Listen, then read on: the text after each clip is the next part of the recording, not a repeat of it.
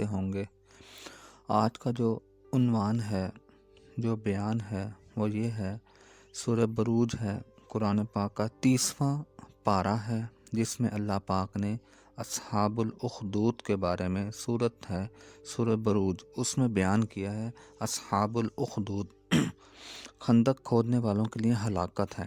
یہ کون لوگ تھے جس کے بارے میں اللہ پاک نے یہ ان کی ایک سزا جو تھی وہ بیان فرمائی۔ ایک بادشاہ تھا، میں آپ کو یہ بڑا ہی دلچسپ واقعہ جو بہت ہی بہترین ہے وہ میں پڑھ کر آپ کو سناتا ہوں، جو میں نے خود مطالعہ کیا ہے، تو میں نے کہا میں اپنے دوستوں کے ساتھ اس واقعے کو شیئر کروں۔ ایک بادشاہ تھا، اس کا ایک جادوگر مددگار تھا۔ وہ اپنے کاموں کے سلسلے میں اس جادوگر کی خدمت حاصل کیا کرتا تھا۔ جادوگر اپنے جادو کے ذریعے سے اس کے کام کیا کرتا تھا۔ ایک مدت سے یہ سلسلہ جاری تھا۔ آخر جادوگر نے محسوس کیا کہ اب وہ بوڑھا ہو چکا ہے، اس کی موت کی صورت میں بادشاہ کس سے کام کرائے گا۔ چنانچہ اس نے بادشاہ سے کہا، اے بادشاہ، میں بہت بوڑھا ہو گیا ہوں، شاید اب زیادہ دن زندہ نہ رہ سکوں، پھر آپ کس سے کام لیا کریں گے، مشکل کام کون کیا کرے گا۔ اس پر بادشاہ فکر مند ہوا، کہا پھر اس کا تمہارے پاس کیا حل ہے؟ آپ میرے پاس کوئی لڑکا بھیج دیں، میں اسے جادو سکھا دیتا ہوں، ایک دن وہ ماہر جادوگر بن جائے گا اور آپ کی اس طرح خدمت کرے گا جس طرح میں کرتا رہا ہوں، پھر آپ کو کوئی پریشانی نہیں ہوگی۔ بادشاہ کو جادوگر کی یہ تجویز پسند آئی۔ اس نے اپنی رعایا میں سے ایک لڑکے کا چنا اور جادوگر کے حوالے کر دیا اور وہ اس سے جادو سیکھنے لگا۔ جادوگر نے اسے جادو سکھانا شروع کر دیا۔ لڑکا روزانہ اپنے گھر سے نکلتا اور جادوگر کے پاس پہنچ جاتا، تمام دن وہ اس سے جادو سیکھتا۔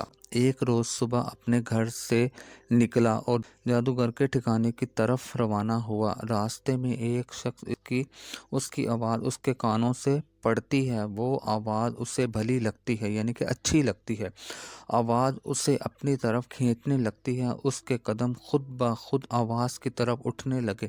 اس نے دیکھا ایک جھونپڑی میں ایک بوڑھا بیٹھا ہے، اس کے بال سفید ہیں، آنکھیں بند ہیں اور وہ کچھ پڑھ رہا ہے۔ لڑکے نے بے اختیار ہو کر پوچھا، اے بزرگ، یہ آپ کیا پڑھ رہے ہیں؟ اس شخص نے آنکھیں کھول دیں۔ لڑکے کو دیکھ کر وہ چونک اٹھے، پوچھنے لگے یہ یہاں کیسے پہنچ گیا؟ پھر کچھ سوچتے ہوئے بولے میں اللہ کا کلام پڑھ رہا ہوں، میں راہب ہوں۔ یہ راہب کون ہوتے ہیں اور اللہ کے کلام سے کیا مراد ہے؟ میں اللہ کی عبادت کرتا ہوں، مسلمان ہوں، حضرت عیسیٰ علیہ السلام کی نبوت پر ایمان رکھتا ہوں، اللہ کے رسول تھے، ان پر اللہ کا کلام اترتا تھا اور میں اس کلام کی تعلیم لوگوں کو دیتا ہوں۔ یہ سن کر لڑکے نے کہا، مجھے یہ کلام بہت اچھا لگا ہے، کیا میں ہر روز کچھ دیر کے لیے آ جایا کروں؟ آپ مجھے یہ کلام سنایا دیا کریں۔ ہاں، کیوں نہیں، میرا تو کام ہی یہی ہے، راہب نے خوش ہو کر کہا۔ اب ایسا ہوا کہ لڑکا جادوگر کی طرف روانہ ہوتا اور راستے میں کچھ دیر کے لیے راہب کے پاس بیٹھ جاتا، اس کی باتیں سنتا، پھر جادوگر کے پاس جاتا، واپس لوٹتا تو گھر جانے سے پہلے پھر کچھ دیر کے لیے راہب کے پاس رک جاتا۔ اسی دوران جادوگر نے محسوس کیا کہ لڑکا اب دیر سے آنے لگا ہے، اس کا ذہن بھی جادو کی تعلیم کی طرف متوجہ نہیں رہتا۔ اس نے لڑکے کو مارنا پیٹنا شروع کیا۔ لڑکے نے مار پیٹ کا ذکر راہب سے کیا۔ راہب نے کہا، جادوگر اب تمہیں دیر سے آنے کی وجہ پوچھے تو اس کو بتا دینا کہ گھر والوں نے روک لیا تھا، اگر گھر والوں ماریں تو کہہ دینا کہ جادوگر نے روک لیا تھا۔ لڑکے نے اس ترکیب پر عمل کیا اور اس کی مار پیٹ سے جان چھوٹ گئی۔ ایک روز اسے ایک جانور دکھائی دیا، جانور بہت بڑا تھا اور اس نے لوگوں کا راستہ روک رکھا تھا۔ لوگ اس جانور سے ڈرتے تھے اور ان کے لیے راستہ بند ہو گیا تھا۔ ادھر وہ لڑکا کشمکش میں تھا، جادوگر کی تعلیم مچھی ہے یا راہب کی تعلیم؟ راہب اسے اللہ کے راستے کی تعلیم دیتا تھا، جادوگر شیطان کا راستہ دکھاتا تھا۔ لڑکے گویا دو پارٹوں کے درمیان آ گیا تھا۔ اس نے ایک پتھر اٹھایا اور پکارا، اے اللہ، آج میں پوچھنا چاہتا ہوں، جاننا چاہتا ہوں، جادوگر درست راستے پر ہے یا راہب؟ اگر راہب درست ہے تو میں یہ پتھر اس جانور کو مارتا ہوں تو جانور کو ہلاک کر دے گا تاکہ میں جان لوں راہب ٹھیک ہے۔ اگر جانور نہ مرا تو میں سمجھ لوں گا جادوگر درست ہے۔ یہ کہہ کر اس نے جانور کو پتھر کھینچ کر مارا۔ جانور پتھر لگتے ہی مر گیا۔ جانور کے مرنے پر رکا ہوا راستہ کھل گیا۔ جانور کے مرنے کے بعد رکا ہوا راستہ کھل گیا۔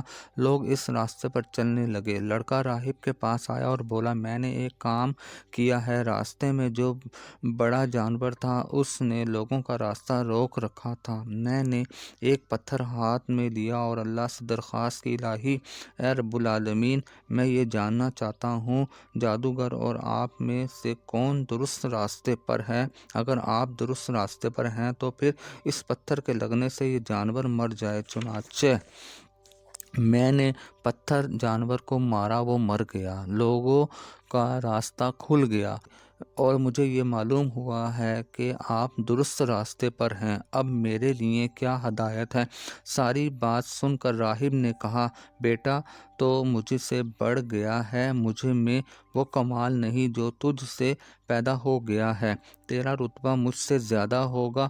جہاں تک میرا علم کہتا ہے میں تجھے بتا دیتا ہوں، بہت جلدی تجھے آزمایا جائے گا، اور اگر تجھے آزمایا جائے تو میرا نام نہ بتانا۔ لڑکے کی سمجھ میں کچھ آیا اور کچھ نہ آیا۔ خیر، اس نے راہب کی بات پلے باندھ لی۔ ایک روز اسے ایک کوڑی ملا۔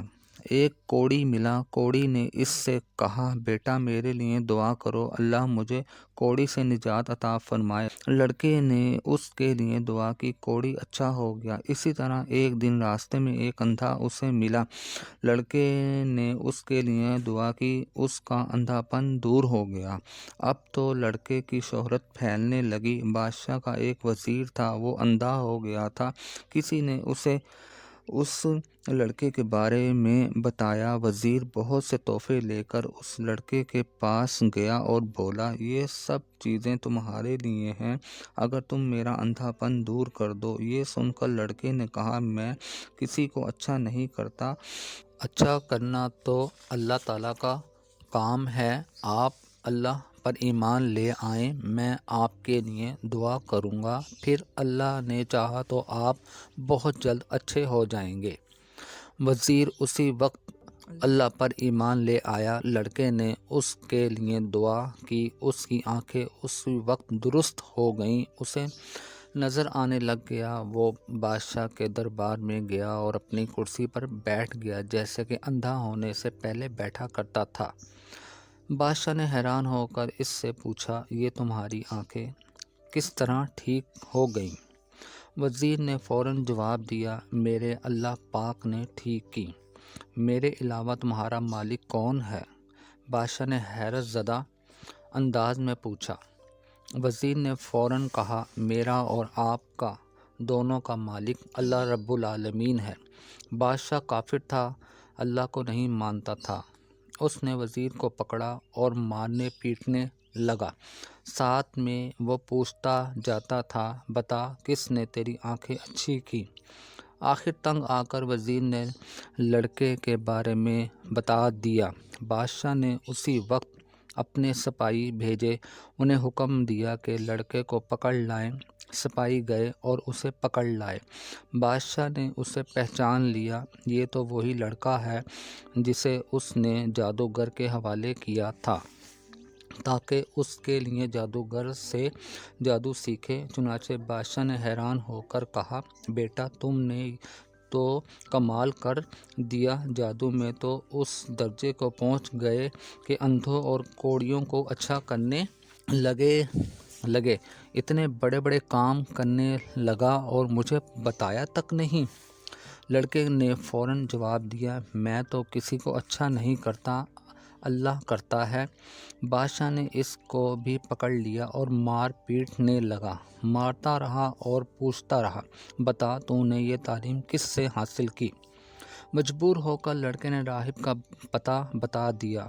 اب بادشاہ نے راہب کی گرفتاری کے لیے سپاہی بھیجے، سپاہی اسے بھی پکڑ لائے۔ بادشاہ بولا، اپنے دین سے پھر جا، اللہ کا انکار کر دے، معاذ اللہ، اللہ کی پناہ، اللہ تعالیٰ ہم سب کو ایسے وقت سے بچائے، تجھے چھوڑ دوں گا، انعام و اکرام بھی دوں گا۔ یہ سن کر راہب نے فوراً کہا، یہ نہیں ہو سکتا، مان جاؤ میری بات ورنہ تمہارے ساتھ اچھا نہیں ہوگا، میں تمہارے دو ٹکڑے کر دوں گا۔ بادشاہ نے حکم دیا، دھمکی دی۔ راہب نے پھر انکار کیا اور کہا، یہ نہیں ہو سکتا۔ اب بادشاہ نے سپاہیوں کو حکم دیا، آرا لاؤ۔ وہ ایک بڑا آرا لے آئے، آرا راہب کے سر پر رکھا گیا۔ بادشاہ نے اس حالت میں اس سے پوچھا، اللہ کا انکار کرتے ہو یا دو ٹکڑے کر دوں؟ راہب نے پھر یہی کہا، یہ نہیں ہو سکتا۔ بادشاہ نے سپاہیوں کو حکم دیا، اس کے دو ٹکڑے کر دو۔ انہوں نے آرا چلایا، راہب کے دو ٹکڑے ہو گئے۔ اس کے بعد بادشاہ نے اس وزیر کو بلایا اور اس سے کہا، تم اس راہب کے دو ٹکڑے دیکھ رہے ہو، تمہارا بھی یہی حال ہوگا، اپنے دین سے باز آ جاؤ۔ وزیر نے انکار میں سر ہلایا اور بولا، اے بادشاہ، یہ تو نہیں ہو سکتا۔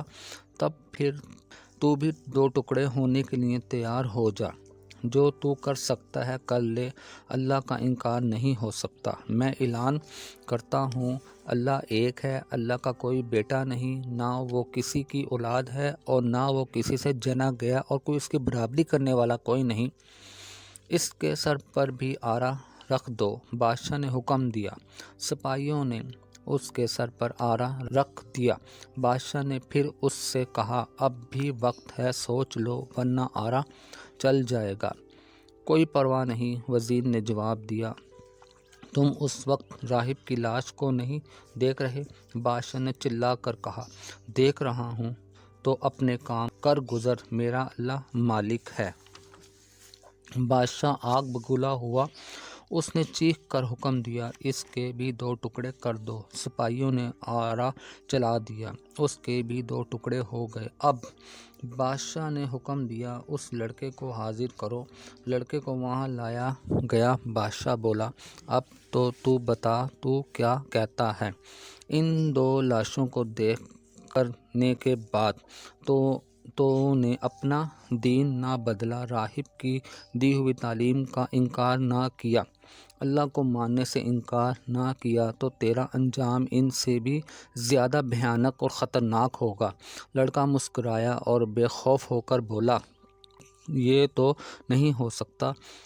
تب پھر مرنے کے لیے تیار ہو جا۔ بادشاہ بولا، زندگی اور موت تیرے ہاتھ میں نہیں، زندگی اور موت تو اللہ وحدہ لا شریک کے ہاتھ میں ہے۔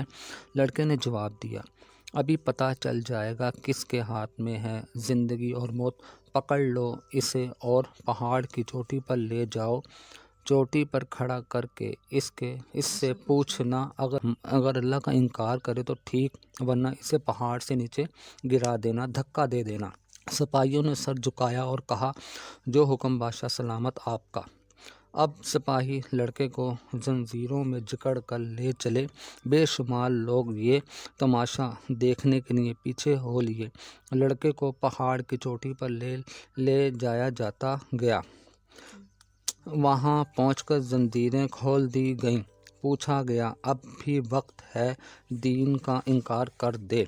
لڑکے نے پرسکون آواز میں مطمئن ہو کر جواب دیا، میں اپنے دین سے نہیں پھروں گا، تم جو ہوتا ہے کر گزرو۔ ساتھ ہی لڑکے نے اللہ تعالیٰ سے ان الفاظ میں دعا کی، اے اللہ، مجھے ان کے شر سے بچا جیسے تو بچانا چاہتا ہے۔ اس کا یہ ان الفاظ میں دعا کرنا تھا کہ پہاڑ لرزنے لگا، اور اس قدر زور سے لرزا کہ بادشاہ کے سپاہیوں کے پاؤں اکھڑ گئے، وہ گر پڑے اور نیچے لڑھکتے ہوئے چلے گئے۔ لڑکے کے پاس کوئی ایک بھی نہ ٹھہر سکا۔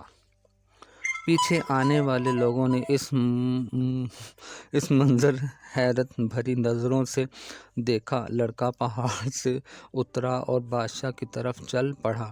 جلد ہی وہ دریا تک پہنچ گیا۔ بادشاہ اسے دیکھ کر بہت حیرت زدہ ہوا۔ مارے حیرت کے اس کا برا حال ہو گیا۔ یہ کیا، تم یہاں کیسے پہنچ گئے؟ وہ سپاہی کہاں گئے جو تمہیں لے گئے تھے؟ یہ سب اللہ کی مہربانی ہے، اس نے مجھے بچا لیا اور انہیں پہاڑ سے نیچے گرا دیا۔ یہ کیسے ہو سکتا ہے؟ بادشاہ نے حیران ہو کر کہا۔ باہر بے شمار لوگ موجود ہیں، ان سے اس کے بارے میں پوچھ لو، لڑکا بولا۔ بادشاہ نے لوگوں سے اس واقعے کی تصدیق کی۔ انہوں نے ساری بات بتا دی۔ بادشاہ اور طیش میں آ گیا۔ اس نے گرجدار آواز میں کہا، اس لڑکے کو پکڑ لو، ایک کشتی پر بٹھا کر دریا میں لے جاؤ۔ وہاں جا کر دریا کے بیچ میں پہنچو تو اس سے پوچھو، اگر یہ دین سے پھر جائے تو ٹھیک، ورنہ اسے پانی میں پھینک دینا۔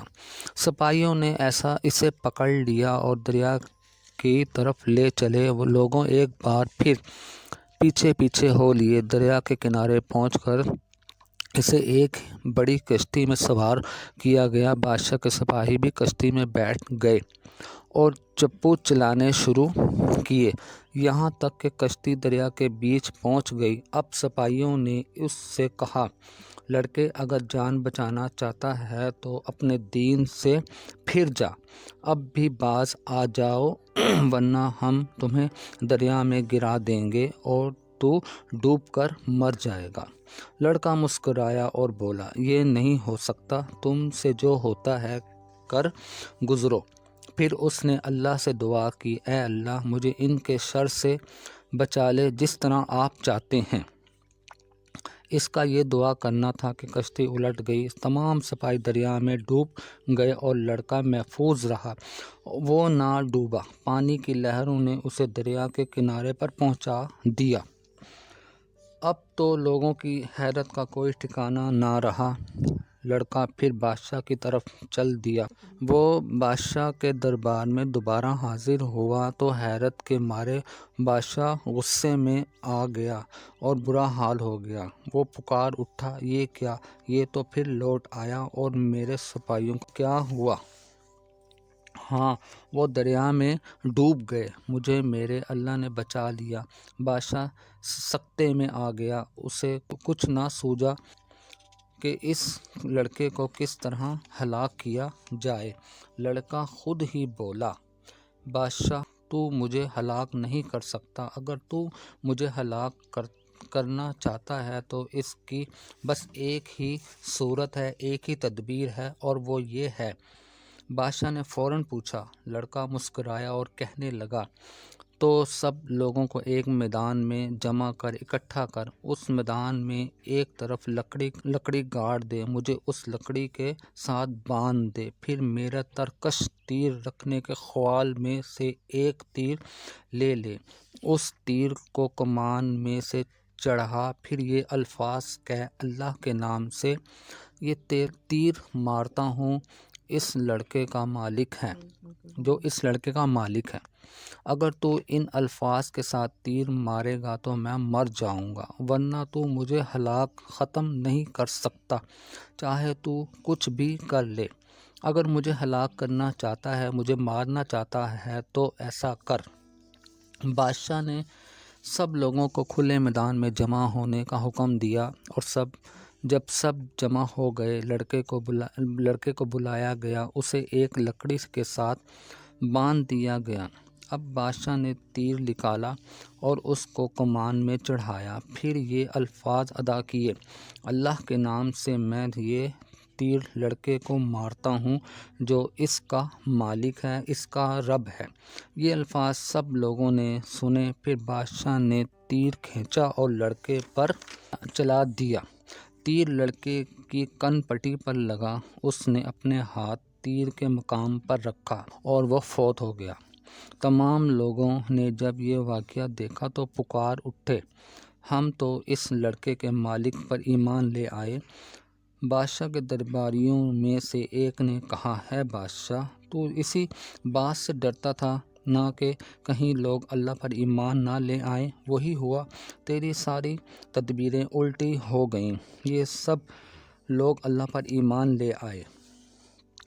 بادشاہ اور آگ بگولا ہوا، اس نے بلند آواز میں حکم دیا، راستوں کے ناکوں پر خندقیں کھدوا دی جائیں، ان خندقوں میں خوب بھڑکتی ہوئی آگ سلگا دی جائے، ان سب کو ان خندقوں میں دھکیل دیا جائے جو حکم درباری بولے۔ سب لوگوں کو پکڑ لیا گیا، پھر خندقیں کھدوائی گئیں، ان میں سے خوب آگ بھڑکائی گئی۔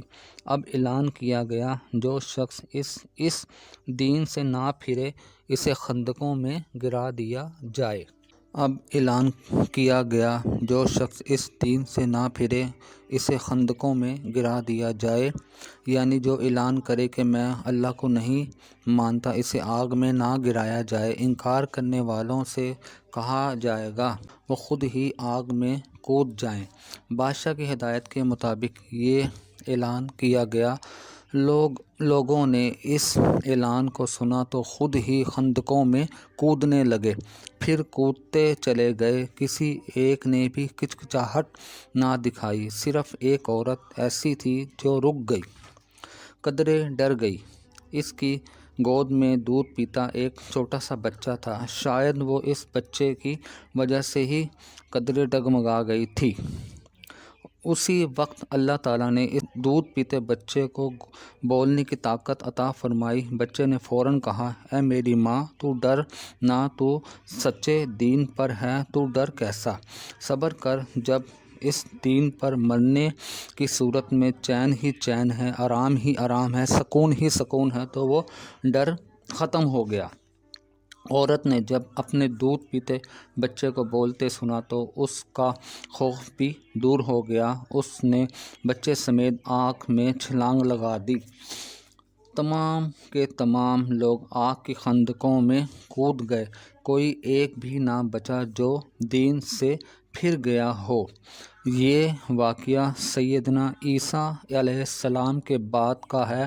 یاد رہے کہ آدم علیہ السلام سے لے کر آخری نبی حضرت محمد صلی اللہ علیہ وآلہ وسلم تک تمام نبی اسلام ہی کی تعلیم دیتے آئے تھے، اس لیے یہ تمام لوگ مسلمان تھے۔ یہ بات کہ عیسائیوں کی طرح عیسیٰ علیہ السلام کو اللہ کا بیٹا بلکہ اللہ کا رسول ہی مانتے تھے۔